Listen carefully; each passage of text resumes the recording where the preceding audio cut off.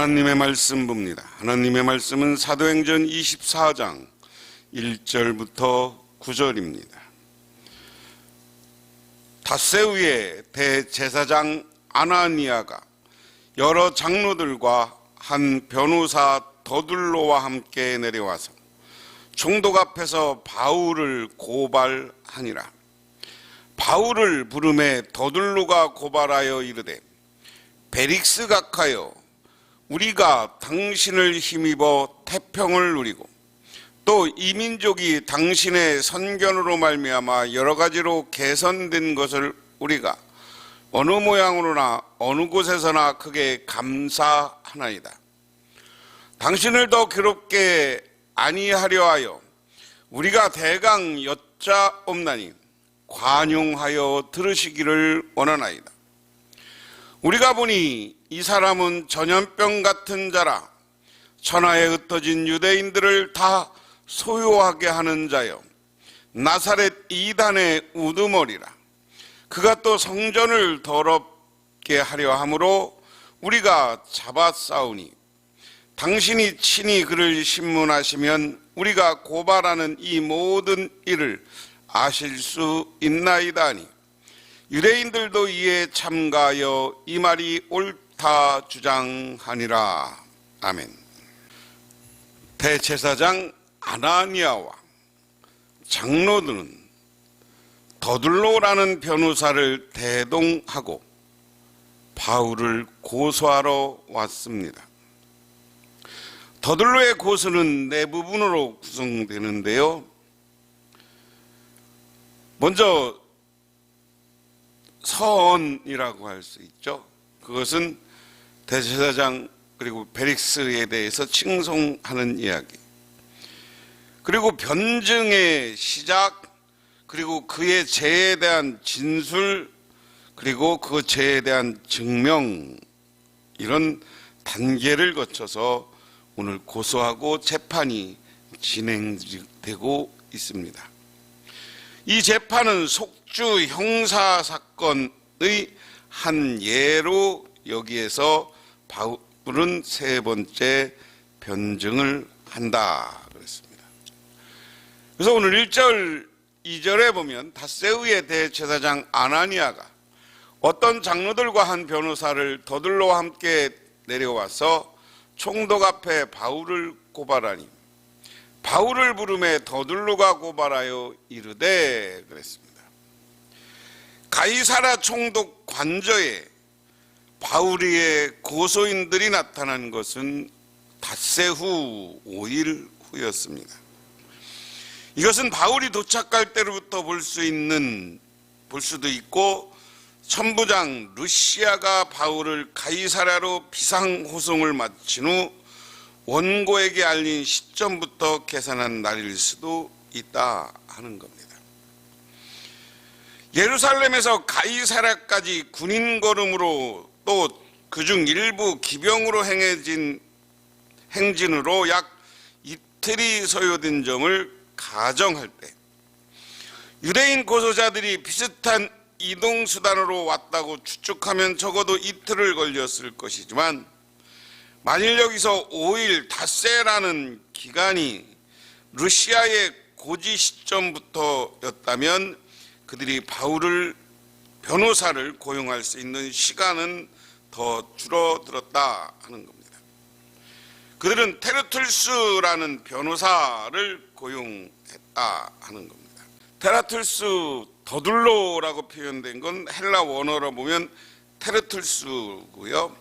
변호사란 말은 네토로스라는 말입니다. 그래서 이 이름을 보면 이 이름은 유대 지도자들이 로마인을 고용했다고 추측합니다. 이 테르툴스라는 이름, 우리 개역 성경의 더둘로라는 이름은 로마식 이름을 갖고 있었기 때문입니다. 그래서 로마의 사람들 중에 자기를 변호할 수 있는 더둘로 테르투스라는 사람을 고용해서 닷새우에 왔다.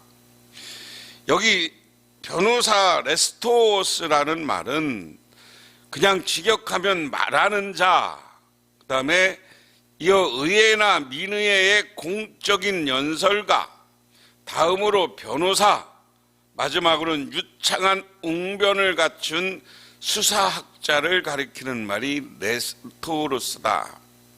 여기서 독자들은 바울의 재판의 새로운 양상을 보게 됩니다.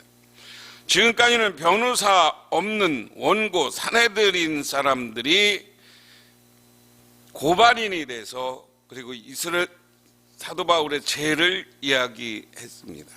그런데 여기부터는 변호사를 고용해서 변호사들로 하여금 이를 재판을 시작하고 있다.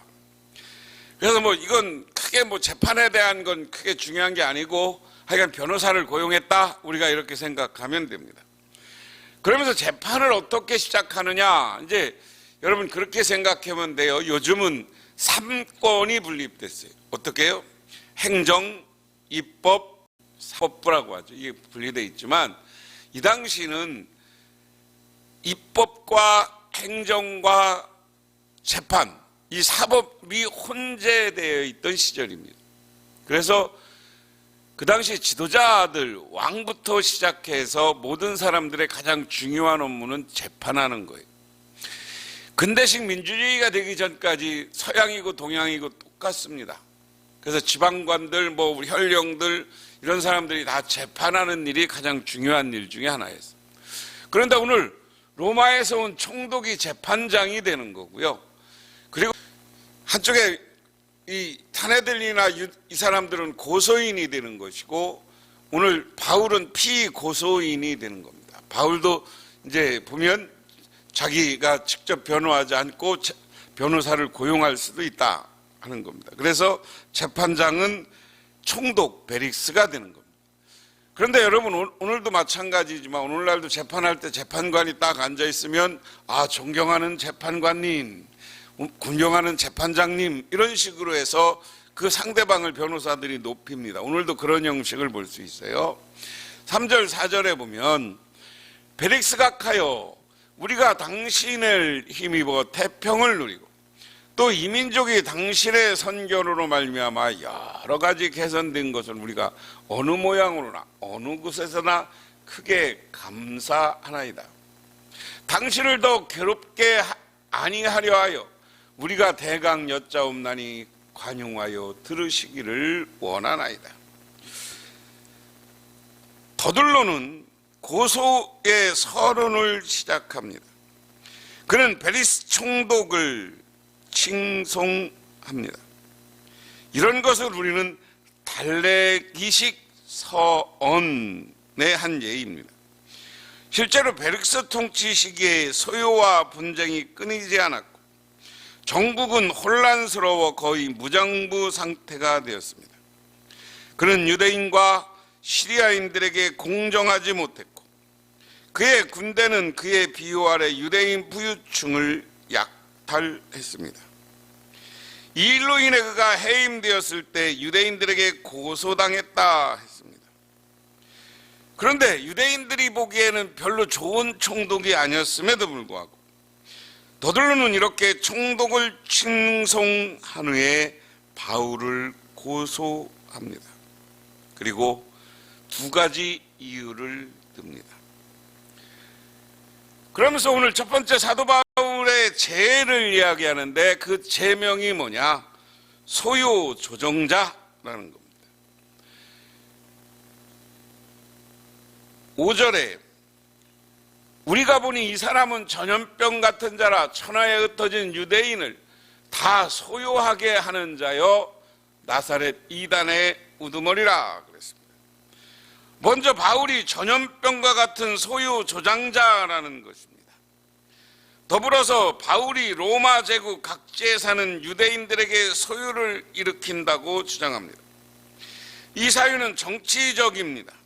따라서 증거가 있어야 합니다.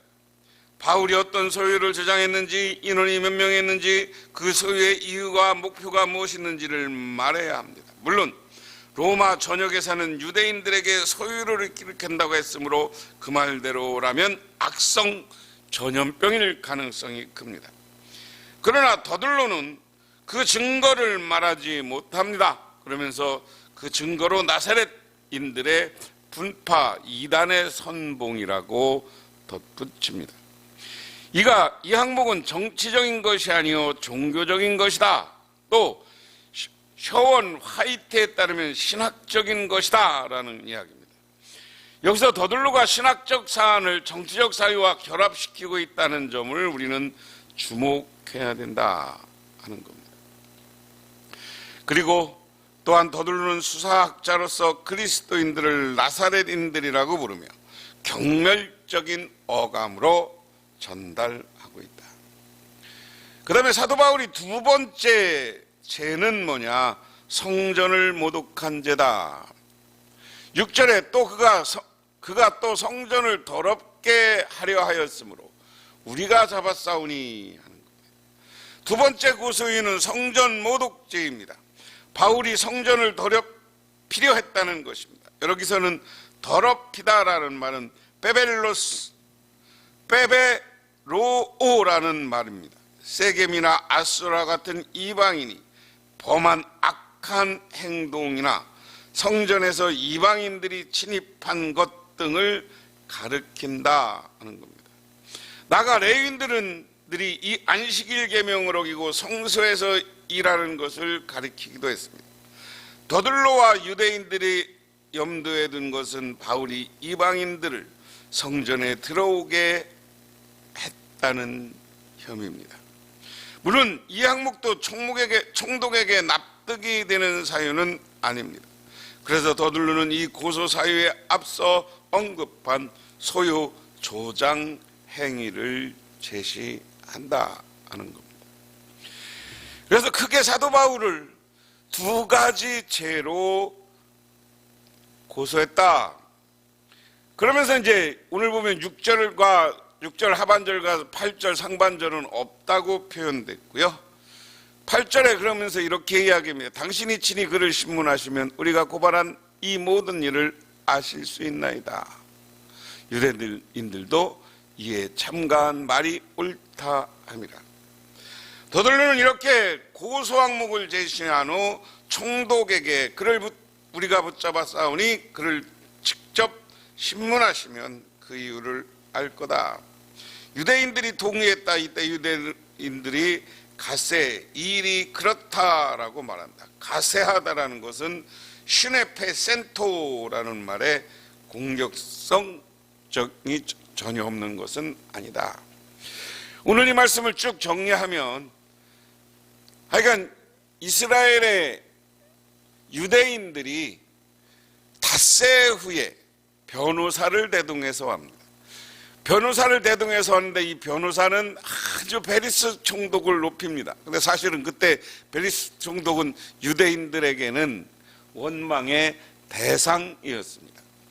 그리고 사도 바울을 두 가지 죄로 모독합니다. 소요 조장자 그리고 성전 모독한 자로 고발했다. 그리고 직접 신문해 보십시오. 제가 오늘 말씀의 제목을 재판받는 바울 그랬습니다.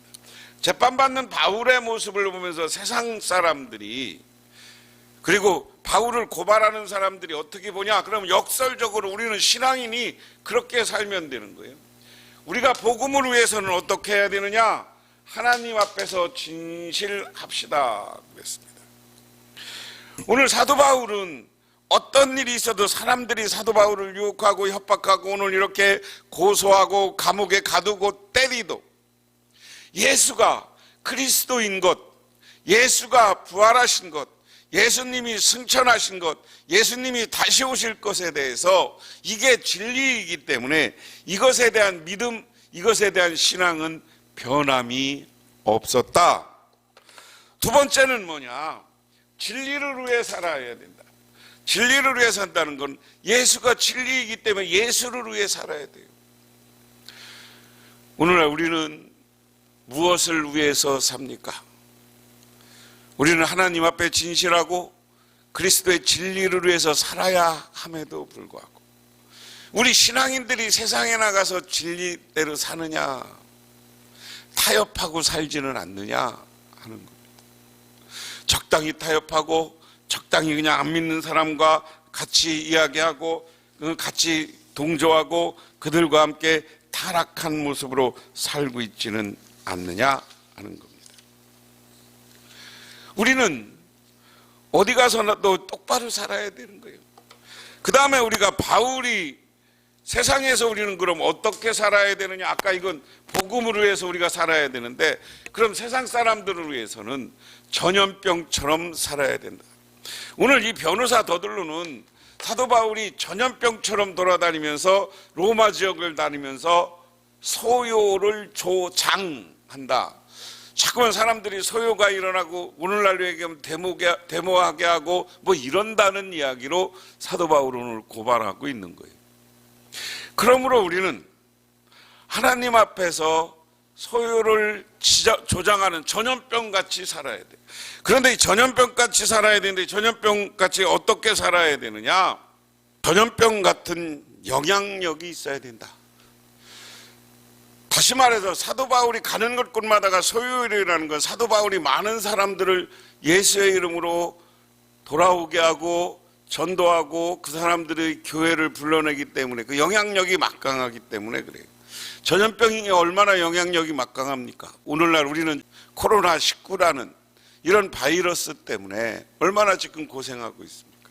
오늘도 뭐 30만 명 가까운 인원이 오늘 전국적으로 전염병에 걸려 있고요. 지금 세계를 전염병이 흔들어 놓고 있잖아요. 그런데 우리는 이 전염병처럼 영향력이 있어서 이 복음을 가지고 세상을 다시 한번 흔드는 저와 여러분이 돼야 될 줄 믿으시기 바랍니다. 두 번째, 나사렛 예수를 전하는 열성분자가 돼야 된다.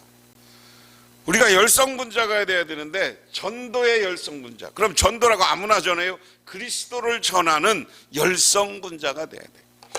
여러분, 우리가 한국 교회가 부흥한 건 이 열심히 전도하는 열성분자들이 있어서 그래요. 그런데 어느 때부터인가 전도를 잃어버렸어. 그러니까 교회가 교인들이 안 되죠. 여러분, 오늘 말씀을 들으면서 우리 복명교회 성도님들, 전도의 열성분자, 아무거나 전도하는 게 아니라 예수가 부활하고 승천하고 우리를 구원하고 우리의 메시아 그리스도라는 것을 전하시기를 바랍니다. 세 번째는 뭐냐? 교회를 세우는 사람이 돼야 돼요. 오늘 보면요, 교회를 깨뜨리고 교회를 파괴하고 많은 사람과 더불어 교회를 혼란스럽게 하는 사람이 있는가 하면, 교회가 하나 되게 하고 교회를 아름답게 세우고, 오늘 사도 바울처럼 사도 바울이 가는 곳곳마다 교회가 세우고 제단이 세워지고 하나님을 향한 예배가 세워졌어. 오늘 우리는 그러한 신앙인이 되시기를 주님의 이름으로 축원합니다. 오늘 교재에 김영준이라는 분이 쓴 거룩을 위한 오늘의 기도, 두란노 출판사에서 나온 것을 발췌한 교재 내용이 있습니다. 파라코는 집안의 재산을 거덜내는 남봉꾼을 의미합니다. 그 중에 일제 식민지 때 안동에서 파라코로 이름 날린 학봉 김성일 선생 종가에 13대 종손 김용환이라는 사람이 있었습니다. 그는 노름을 매우 즐겼습니다. 안동 일대의 노름바는 어디든지 꽃기였고, 마지막 배팅을 즐겨해서 새벽에 모든 판돈을 걸고 승부수를 던졌습니다. 그가 이렇게 노름에게서 잃은 재산은 현 시세로 따지면 약 200억 원 정도 된다고 합니다. 심지어는 애동딸이 시집갈 때 시댁에 장롱을 사오라고는 맡긴 돈까지 노름을 탕진했습니다. 빈손으로 갈 수 없었던 딸이 어쩔 수 없이 큰어머니가 쓰시던 장롱을 가지고 가면서 울었다고 합니다. 그때 주변의 조롱과 비난이 얼마나 컸겠습니까? 김용환은 해방된 다음 해인 1946년에 세상을 떠났습니다. 그런데 세월이 흘러 놀라운 일이 드러났습니다. 가산을 탕진한 줄 알았던 김용환이 만주에 독립자금을 댄 독립투사였다는 사실이 밝혀진 것입니다. 그가 노름으로 날렸다고 한 돈 모두가 만주의 독립자금으로 건너간 것이었습니다. 노름꾼으로 철저하게 위장한 삶을 살아야만 일제의 눈을 피해 나라의 독립을 위해 모든 것을 바쳐 일할 수 있었던 것입니다. 그에게는 노름꾼, 주색잡기, 파라코라는 어떤 불명예도 중요하지 않았습니다. 그래서 가족에게도 알리지 않고 나라의 독립을 위해 자기 삶의 모든 권을 바친 것입니다. 이것처럼 우리가 예수를 위해서라면 세상의 비난을 두려워하지 마세요. 그리고 예수를 어디 가서나 전하고 있는 재물도 바치고 헌금하고 하면서 교회를 세워가시는 우리 모두가 되시기를 바랍니다. 기도하겠습니다. 하나님 아버지 고맙습니다. 오늘도 주님의 은혜와 은총을 기억하면서 법정에 선 사도 바울이 당당한 모습으로 우리들 기억하게 하옵소서. 오늘은 사도 바울을 고발하는 사람들의 이야기를 들었습니다. 그런데 그 고발 내용이 어처구니 없고 많은 사람들에게 비난의 대상이 되었을지라도 사도 바울은 예수를 전하고 복음을 전하는 일에 변함없이 열정을 갖고 살았음을 우리는 바라보며 우리도 그와 같이 열정을 가지고 예수를 전하고 예수를 전하는 교회가 세상에 영향력을 끼치고 아름다운 교회로 새롭게 세워지게 하옵소서. 예수님 이름 받들어 기도드리옵나이다. 아멘.